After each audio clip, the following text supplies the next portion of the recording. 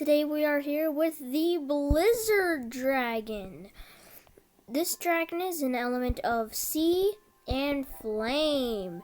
So let's go ahead and place this. We can also place it. Okay. Let's try placing it right here.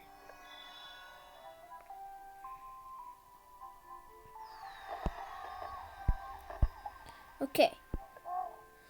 Today we are going to be talking about how to breed this dragon.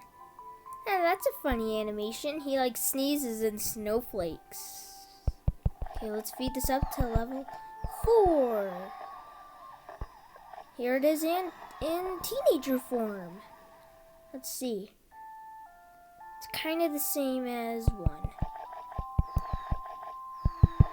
And go. All of them are the same. Just feed there. Now that's pretty much all for today, but we're also going to be talking about how to breed this dragon. Ooh. Okay.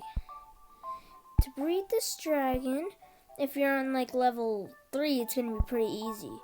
Going to need to breed the flame dragon and the sea dragon. What you're looking for is a 2-hour breeding process. And we have it. So I hope you like this video, and bye.